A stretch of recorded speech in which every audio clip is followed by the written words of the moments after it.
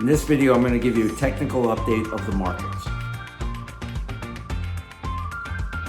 Hi, Jim Gore from THOR Wealth Management. I want to give you a technical indicator on some of the markets. Keep in mind, our THORdex is still above 70 as of the end of February, so the market is still expensive here in the United States. So let's look at the market technically and see what is happening. First and foremost is the S&P 500. So I'm using the ETF, the SPY ETF.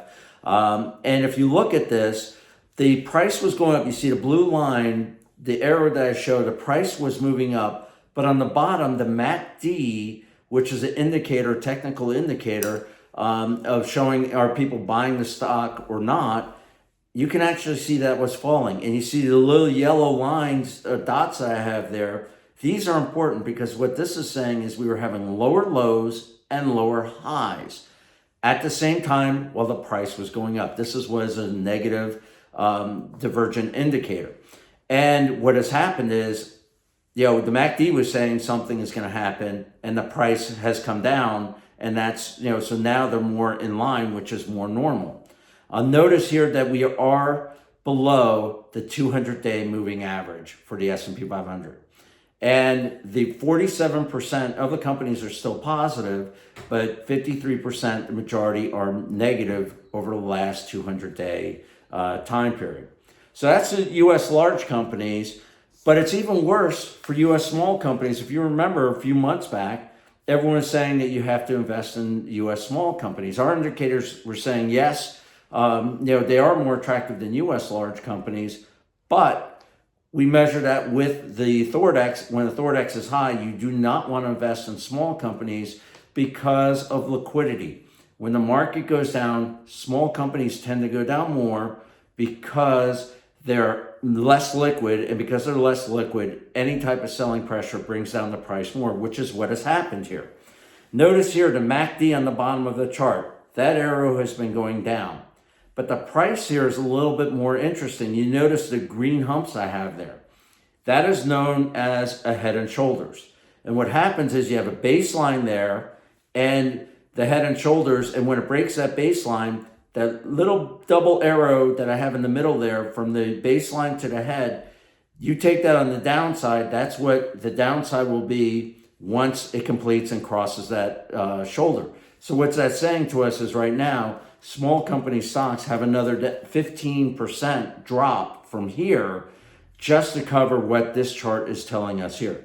But also note on the right-hand part of this chart, small company stocks, this is the S&P 600 Small Companies Index, has been below its 200-day moving average for the last 2 weeks. A lot longer than the S&P 500, and as a matter of fact, it's a little bit over 30% of the companies are above their 200-day moving average. So it is more damaging in small companies than large companies.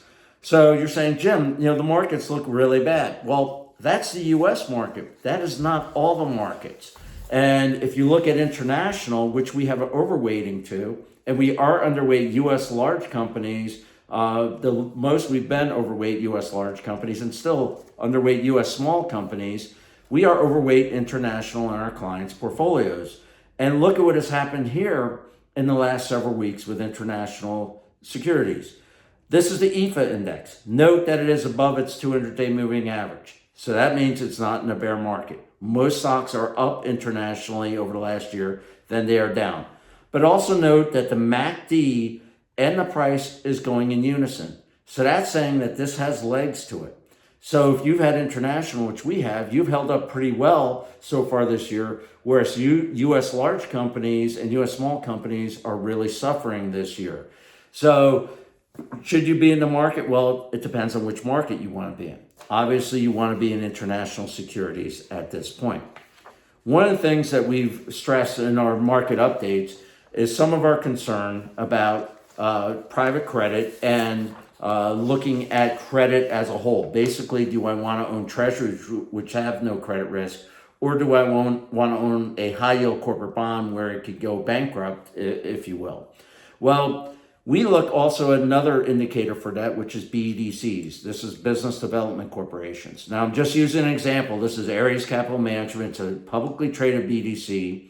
These were developed during Ronald Reagan in order to provide loans to small businesses, basically private credit in a public entity. What has happened over the last several years is that people have started up funds to make loans to private credit.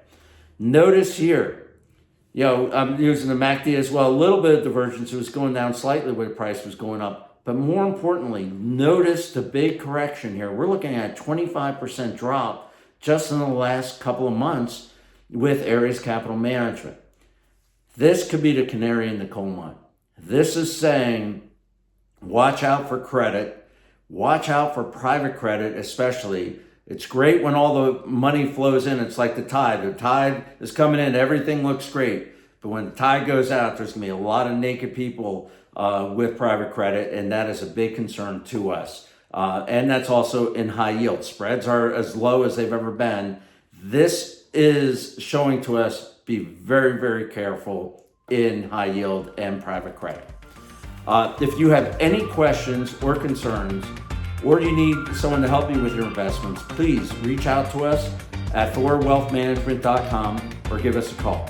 Take care and talk to you in a couple weeks. Subscribe to the THOR channel today.